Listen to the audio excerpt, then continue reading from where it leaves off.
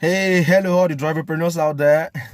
Now you're welcome to today's video, and today's video I'll be discussing about 5 things Uber stroke Bolt drivers should never do. Just before we get right into it, if you find the videos on this channel interesting, educating, motivating, or otherwise, don't be shy, don't hesitate, smash on the subscribe button and click on the notification bell so you can get new videos anytime I post them. And in today's video, listen to the end because number 5 point is very key and very important. So stay to the end of this video. 5 things Uber stroke Bolt drivers should never do. Number 1, never pick up strangers from the bus stop just to make up for gas money after close of work. Yes, I've seen a lot of drivers. You close for the day work and you're going to your house. Let's say, for instance, you stay on the mainland, you're coming from the island, and you get to the bus stop. Let's say, for instance, around Lekki bus stop, let's say close to the Admiralty, and you're saying, okay, I want to start going home. I'm done for the day. I've made my daily target. And then you just go to the bus stop and pick random people into your vehicle. It is very risky. Please do not indulge in that. The risk outweighs the gain. It is not good. For instance, the police can stop you and then do a search of the person. Person may be carrying hard drugs or carrying weapon, and you will be tagged as an accomplice. You don't have that time to waste in the police station. So please do not just put yourself into that trauma, into that drama. Please stay off picking people from the bus stops. Number 2, never commit fraudulent activities. I know I have heard and see some drivers in different forums that commit fraudulent activities. I've even been a victim. You know, some of the fraudulent activities drivers play is this. For instance, before getting to the rider, they start the trip. This is very bad. It's fraudulent. You may end up being reported and your account being deactivated. So do not get indulged in such. Another fraudulent activity is a driver, before ending the trip, it tells the rider the assumed and inflated estimated fare, because this happens when the rider is not very conversant with the app. Another thing is this. There are some new apps that have been developed that is unauthorized by the ride sharing company, but some hackers have hacked the system, developed their own ride sharing app. So when you have a request on the authorized app, they take the app, they transfer that customer, the rider, to their own application. This is very risky. You don't know the motive behind these hackers. They may be gathering information of people, and your accounts can also be reported, and you end up being blocked. So it's a no. Fraudulent activities never pay. Be upright, be straight about your business, and it will pay one day. Number 3, never accept worthless offline trip. I've seen drivers in forums, they talk about somebody offering them offline, maybe a full day.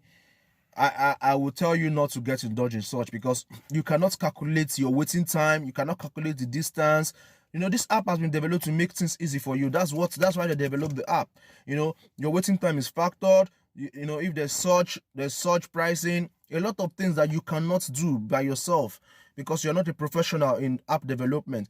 So why not just stay online? Yes, there are some trips where it's worth it to take offline. For instance, maybe you stay in inland of Lagos, let's say close to the border, and maybe your neighbor goes to town, probably like Ikeja or Lekki or VI or one of those places, the industrial places, and is your neighbor. So you pick this person, maybe probably one day the person requested and he picked you. And the person, wow, you do Uber? You said yes. Or you do Bolt? You say yes. Then subsequent times the person wants you to just take the person from your house to the town. That one is okay, this person. But random people doing offline is a no. The insurance of the ride sharing app does not cover you if you do offline. Just like what happened to one of the drivers that was killed. The company came out with a statement that it was not on an active trip. What that means, that he did that trip offline, so they couldn't track the rider's information, nothing. He just lost his life for nothing, for just little more money. Some drivers will give the excuse that they do offline because of 25%, because of the 20% they want to pay to the company. It is worth it. It saves yourself a lot of headache. Give to Caesar what belongs to Caesar. Number 4, never depend on your car as a full source of livelihood. You shouldn't do this. You will just run your vehicle to the ground. You will end up damaging and destroying your vehicle. So what I would advise you to do is to have a side hustle, just like I mentioned in a video I posted earlier. is to have a side hustle, have something that you can use to augment, you could use to complement your driving business. You could have any, you could discuss it with your rider that you also do such things, and you can also have sales, telling them what you do, instead of just depending solely on driving and spending time in your car. Now, the last point, number 5, which is very, very, very important, is never stop learning. Never stop learning. We are approaching 2020. There are too many skills out there you can learn that will make you valuable. You can learn digital marketing, you can learn web design, you can learn photo editing, you can learn video editing, you can learn so many things. You can learn affiliate marketing. The markets and everything is open now for many opportunities are there. Go to the internet, understand what you like, and start learning and developing yourself towards that direction, because it is he who learns that stay relevant. It is he who has knowledge that stay relevant. So you need to learn. You are your boss. Yes, you have a lot of spare time. You choose when you go out to choose your own target yourself. So learn with your spare time. Don't just stay idle and always drive and just gist. No, please learn and develop yourself. There's a very important phrase that means a lot to me. He said, if knowledge is power, then learning is superpower. So learn and stay relevant.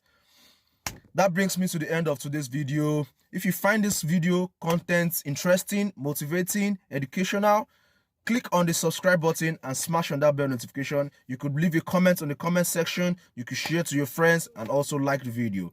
I'm the Driverpreneur. Peace.